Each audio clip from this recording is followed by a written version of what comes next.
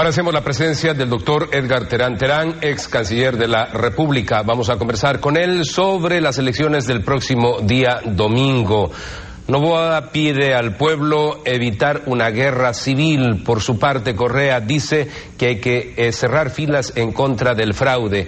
¿Debe terminar así una campaña electoral generando esta expectativa en el pueblo ecuatoriano?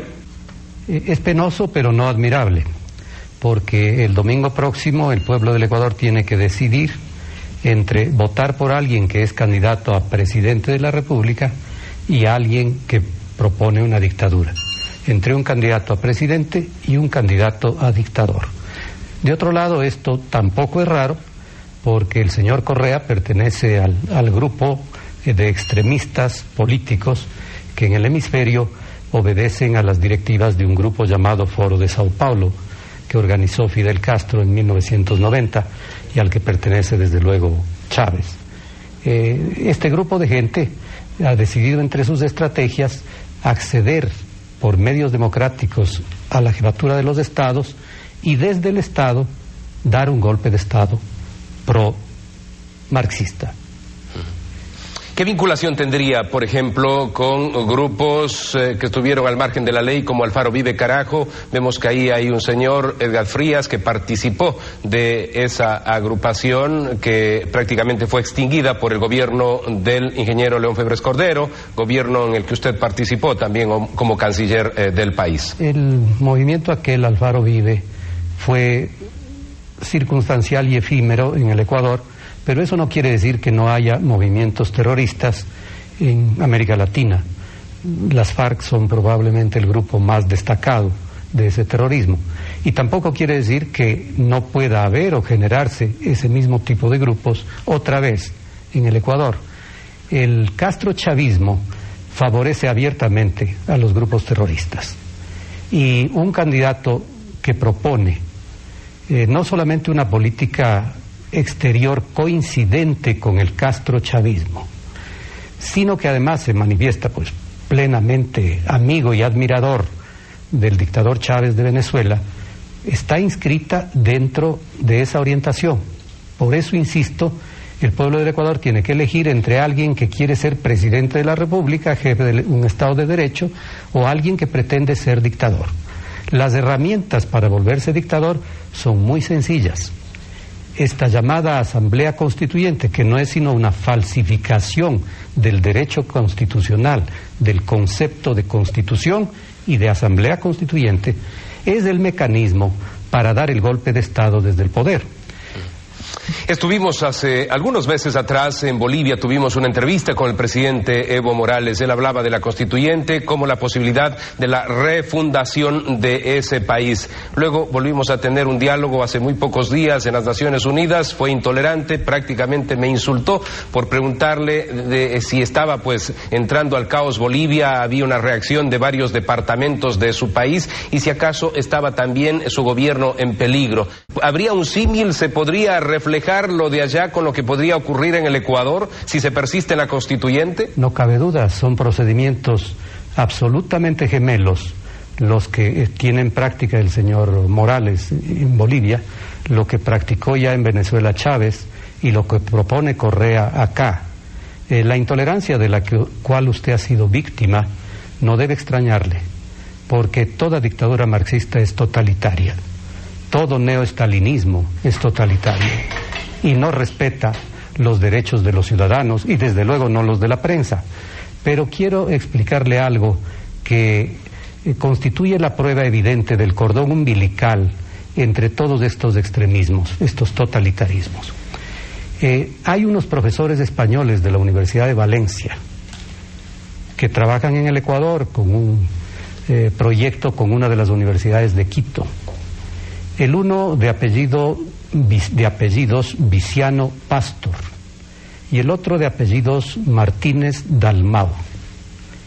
Estas personas escribieron el análisis jurídico del proyecto de constitución de Chávez, al menos del primero, para justificar la constitución totalitaria de Venezuela. Un día de noviembre del año 99 entregaron su análisis jurídico encargado por Chávez. pagado por Chávez, justificativo plenamente de la constitución totalitaria que tiene Venezuela. Y un poco tiempo después, los dos, Viciano Pastor y Martínez Dalmau, escribieron un libro totalmente justificativo ya del gobierno de Chávez. Ese libro lo he leído.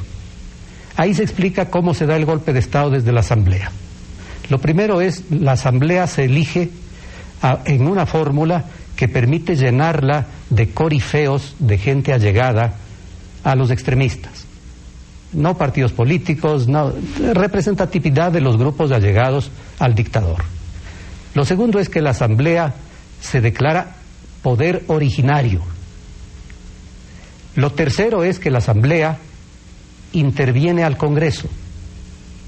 No lo cierran de entrada, lo intervienen. Una comisión de la Asamblea entra a gobernar el Congreso y una comisión de la Asamblea entra a fiscalizar al Congreso.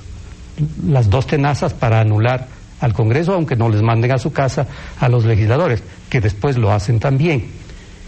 El siguiente paso es intervenir el Poder Judicial, nombrar nueva Corte Suprema, nombrar los jueces que les conviene. Naturalmente, en el Ecuador sería el sistema de fiscalías, de fiscales, que es tan poderoso, y luego entran, después de tener el poder completo, entran a intervenir cualquier órgano del Poder Ejecutivo, porque sostienen que la Asamblea puede abocar competencias sobre cualquier órgano del poder. Esto está escrito, esto no lo invento yo, esto está escrito desde el año 2000, pagado por la Asamblea Nacional Venezolana, por dos profesores españoles que están trabajando en el Ecuador, y no me cabe duda que muy cerca de Correa, en una universidad de Quito. Esos documentos que han servido, como usted señala, bajo el origen de Venezuela para el manejo en Bolivia, ¿podrían también ser la base para instaurar esa constituyente aquí en el Ecuador? Desde luego, es exactamente el esquema ya preparado. El señor economista Correa, que es un hombre que tiene un título para ser profesor e investigador, y nada más, él no entiende de derecho. Es más, él desprecia profundamente el Estado de Derecho, la vigencia de la ley. En su formación no entra la ley, en sus maneras no entra el respeto a los demás. El símbolo de la correa y dale correa, dale látigo, eso demuestra ya el temperamento brutalmente autoritario, no solamente los precedentes de su filiación con el grupo del Foro de Sao Paulo, del neomarxismo de América Latina. Grave sería que se instaure un gobierno de esas características, y razón tendría de decir de pronto el abogado Álvaro Noboa de que hay que evitar una guerra, porque eso es lo que está aconteciendo en Bolivia en estos momentos, enfrentados 6 departamentos de los 9 contra 3 que estarían con el presidente Evo Morales. Conocí muy profundamente el estatuto electoral de la constituyente, estuve allí por 2 ocasiones, realicé trabajos al respecto, he venido diciendo que es una aventura instaurar la constituyente. Lo dije antes de que haga crisis en Bolivia, y en la actualidad pues simplemente hay que leer los periódicos. Es un caos lo que acontece en ese país. Ahora quieren aprobar la constituyente apenas con la mitad de los votos más 1, no con las 2/3 partes como sería lógico aprobar pues la Carta Magna. De tal manera que le agradezco, doctor, por haber hecho este análisis basado en argumentos, y además pues está denunciando la presencia de estos personajes que sabemos han actuado en Bolivia, y nada bueno es lo que está aconteciendo en ese hermano país. ¿Quiere concluir, doctor, con alguna idea más? Decirles a los ecuatorianos que no tienen lugar a mayor hondura en el análisis. El domingo hay que escoger entre uno que es candidato a presidente de la República, con simpatías o antipatías que pueda provocar, y otro que propone ser dictador marxista, chavista, castrista.